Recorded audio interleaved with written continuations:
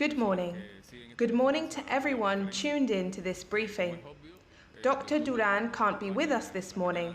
As you know, he has had some problems with his voice lately, and it has been decided that he should rest his voice in order to be able to continue these briefings in the future. So, we are here instead and will be giving today's briefing. Today, 1,297 people are hospitalized in Cuba. 37 are under observation. There are 731 suspected cases and 529 confirmed active cases. Yesterday, 4,990 samples were processed, the most since the pandemic began. 1,940 were processed at the Pedro Curi Tropical Medicine Institute, 812 in Villa Clara's Hygiene, Epidemiology and Microbiology Center, 687 in Havana's, 564 in the Genetic Engineering and Biotechnology Center Lab, 413 in the Hermanos Amajeiras Hospital Laboratory, 286 in Santiago de Cuba's Hygiene, Epidemiology and Microbiology Center, 116 in the Civil Defense Laboratories. In order to process a higher volume of samples, other laboratories have been incorporated, with more set to start processing in the near future. For example, 80 samples were studied in the Molecular Engineering Center Lab, 72 in the Manuel Fajardo Hospital Laboratory, and 20 in the Fructuoso Rodriguez Hospital Lab. Of the 4,990 samples processed, 74 tested positive for SARS-CoV-2 and COVID-19. This brings the total number of samples processed in the entire country since the pandemic began to 341,323, of which 3,482, or 1.1%, have tested positive for the virus. Of the 74 positive cases diagnosed yesterday, all are Cubans. Of these, 63, or 85%, are confirmed case contacts. This means that to date in Cuba, 2,885 people have contracted the virus from a previously confirmed case.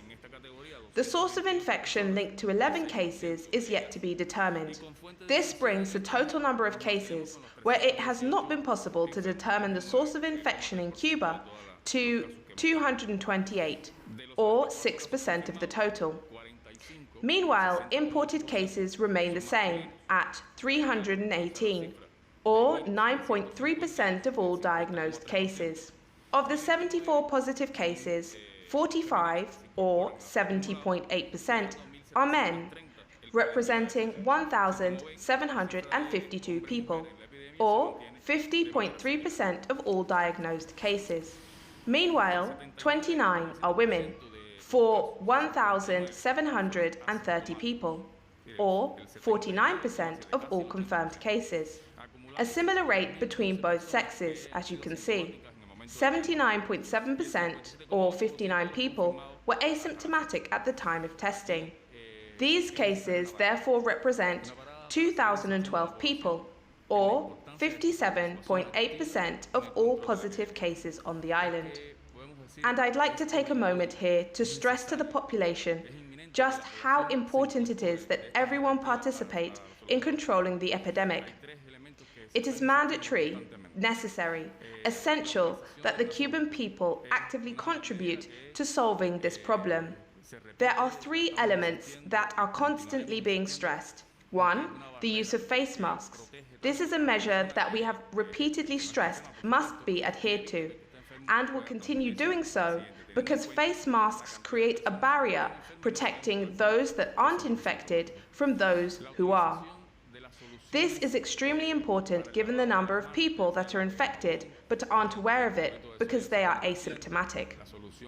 The second element is hand washing and disinfecting, and the use of bleach, soap, or alcohol-based hand sanitizers.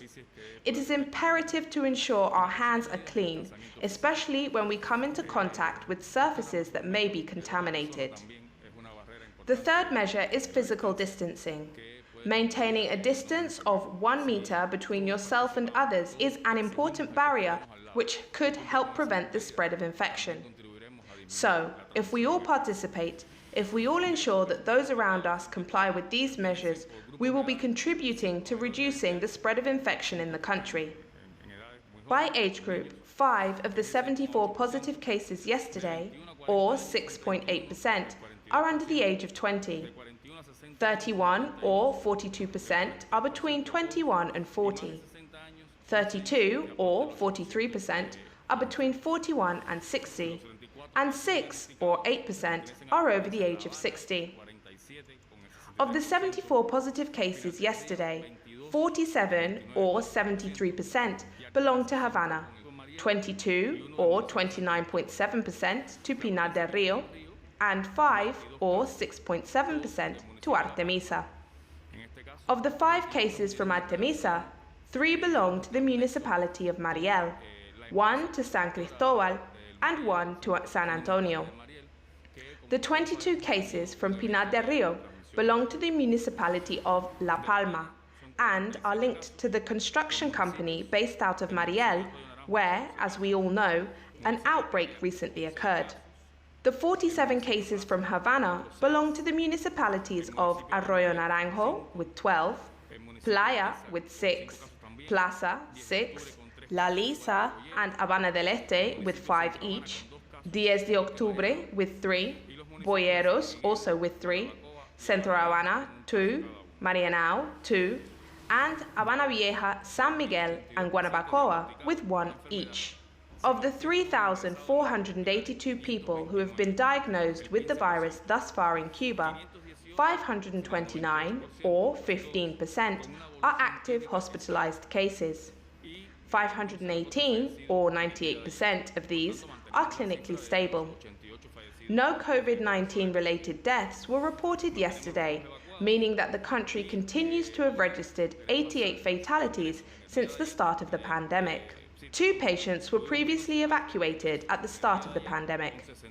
Yesterday, 69 people were discharged from hospital, less than the number of diagnosed cases.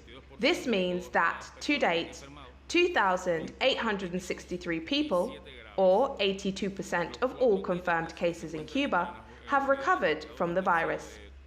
Meanwhile, 4 people were reported as critical and 7 as serious. The 4 critical patients are being treated in intensive care units, 3 at the Salvador Allende Hospital and 1 at the Dr. Luis Diaz Soto Military Hospital.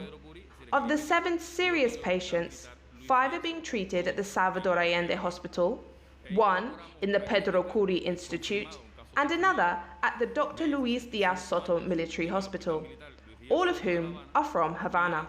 Now we are going to turn our attention to the world.